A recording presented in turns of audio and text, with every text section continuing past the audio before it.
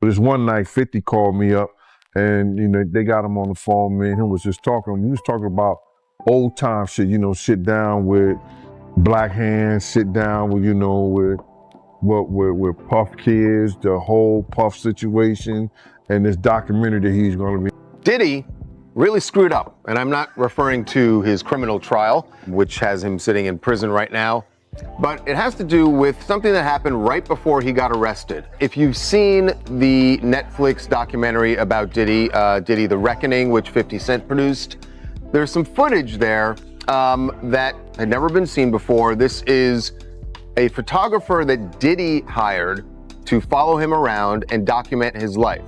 That footage ended up going to 50 Cent. And maybe that's what Snoop went through. I don't know. But let the people know, because it was too early back then. Pac just had died. When the documentary, Sean Combs, The Reckoning, was released, many expected the focus to stay on one central story, but the conversation quickly drifted. Online speculation pulled other industry figures into the music spotlight, fueled by claims about silence, hidden pressure, and material that never appeared in the film. Select remarks and old clips were reshaped into stronger narratives, with social media amplifying uncertainty and encouraging theories about what might be coming next. Once the noise is stripped away, the situation looks far less explosive, driven more by exaggeration than verified facts. In this video, we break down how these claims started, what was actually said, what the documentary included or excluded, and which points are confirmed, denied, or still unproven. I got this audio from Suge Knight. It's from his podcast with Dave Mays, and he's speaking on, Tupac and Snoop being cool, and how, after Tupac got killed, Snoop started hanging out with Diddy. And, he also speaks on how, Snoop, he did the Steve Harvey show with Diddy after Tupac got killed. Check this out. Okay. Let's download it right now. Then you look at the scenario how everybody used Pac to make their stuff famous or make their project better. You got people who use their songs for Pac and tell them how much they love Pac, but they do songs for Puffy. You got Steve Harvey, old bitch ass, this motherfucker telling, well, Pac, according to everybody else, he brings Snoop and Puffy on there and say, these are dudes who's running this in the East Coast, West Coast. What's up, Snoop? What's up, huh? Hey, whoa. Wait a minute, fellas here. Hold up. I know all about this East Coast, West Coast rivalry thing here, but we in Chicago now. This rivalry stuff, we gotta stop it, man. We stop that, we stop a lot of this violence. Yo, Steve, check this, man. All that East Coast, West Coast stuff is a bunch of media hype.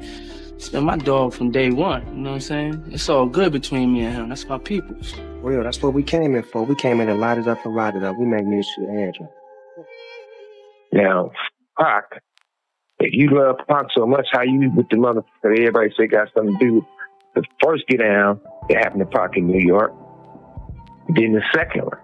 What you think about Suge comments? And I never asked you this before, but did you have an issue with Snoop hanging out with Diddy after Tupac got killed? I always felt that was wrong. I'm gonna just keep it real. I'm talking about from that.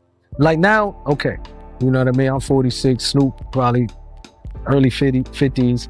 If he figured out now, he might go by the opinion that, okay, Puffy had nothing to do with Pac. We grown now. If he want to be his friend, no problem. But back then, that was just awkward. You know what I mean? And the reason why it was awkward to me that I never even like it because you knew how Pac felt about this individual. You know what I mean? Even if you don't agree with him, you probably could have said, you know what, I probably ain't gonna come out, publicly with this because until things clear up, so I really know I could be certain that, they didn't have nothing to do with Pac. But it's like, it was no, okay, it is what it is. So that I never really respected that back then. So you had an issue with it. You didn't like it? Never really liked it. It just was a strange look because you was Pac boy. You know what I mean? Puffy, it's clear they had some issues with Pac. And Pac died and all of a sudden you chilling with Puffy. Back then it just, okay, now you can say what you want. You go all grandfathers, I guess. You know what I mean? That's different now. But back then I think it was weird, it was tasteless. You know what I mean? It didn't seem like you really had that much love for Pac. You could have just, you know what I mean? Unless he pressure them or like question Puffy, like, yo, what's up with this? What's up with that?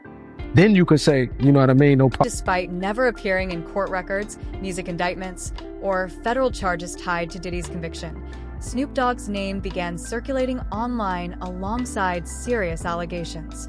That shift came largely from his long-standing presence in the music industry, where overlapping eras and shared circles were reframed as suspicion.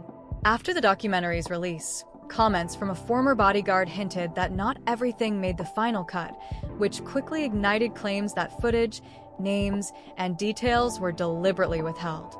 From there, rumor channels recycled old clips. Like I believe somebody mentioned that they seen a video with me and the dude Prodigy or one of the dudes from My Deep, as if I was with. They don't know the backdrop of that. I went to his hotel room ready to fight. Like, bro, I'll fight everybody in that room one-on-one. Even if I lose, it doesn't matter. The Outlaws was with me. My homie Tiny, the Mexican homie, was with me. I didn't go there and say, let me get in a video with these guys.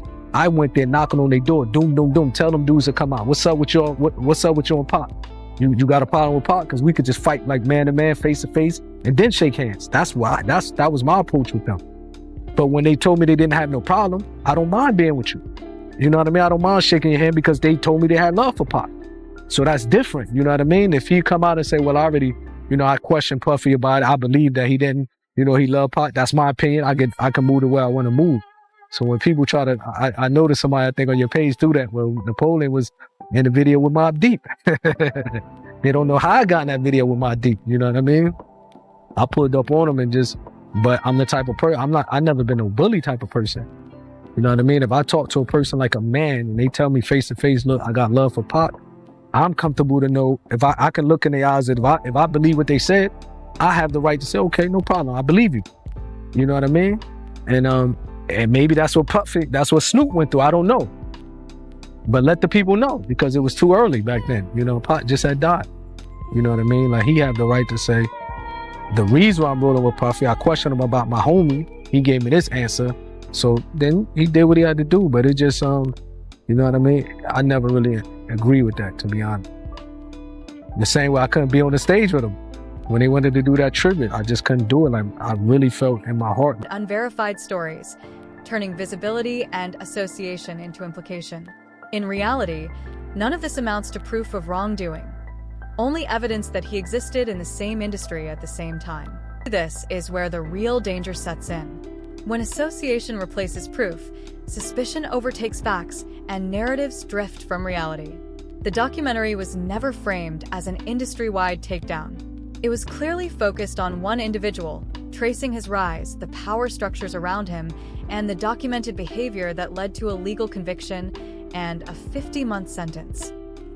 He was doing a documentary thinking he was going to come out triumphant. Yeah, I didn't know that's how this started, is he started filming himself and getting this footage because he thought he was going to beat everything. Okay, Diddy that makes sense. Okay. Has a relationship with Netflix. I knew that. With Ted Sarandis. I saw that. Yes. Okay. And he's filming it there. But of course, when you get, obviously it wasn't a clean sweep on the prosecutor's side, but you're still going to prison. Yeah. He basically kind of scraps it. It's not also Netflix is saying, because they commissioned it, right? Netflix is saying, all right, cool, just turn over what you got, and what we'll do, we'll make it what it is, because we're just following reality. Diddy's like, well, hold on now. If I lost the case, I'm down to still do it with you, but I got to be able to control it.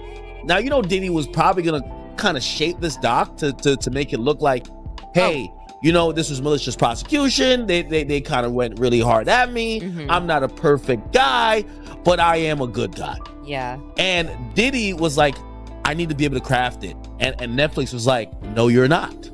And he's like, well, my question is, did he sign the footage over to Netflix so they own it? Mm-mm. Like, how were they able to do this without his? No, but he didn't pay for it. So essentially, they're calling it a payment error. Oh. So essentially, the deal falls apart, or he's like, yo, we're not going to do this. So awkward. And the people who did the work that have all this footage, they're like, so wait, you told us to film because this is going to be on Netflix. Now you're saying Netflix doesn't exist, and we're not getting paid because Diddy was going to pay with Netflix money. And Netflix realized this, and they went to the filmers and said, hey,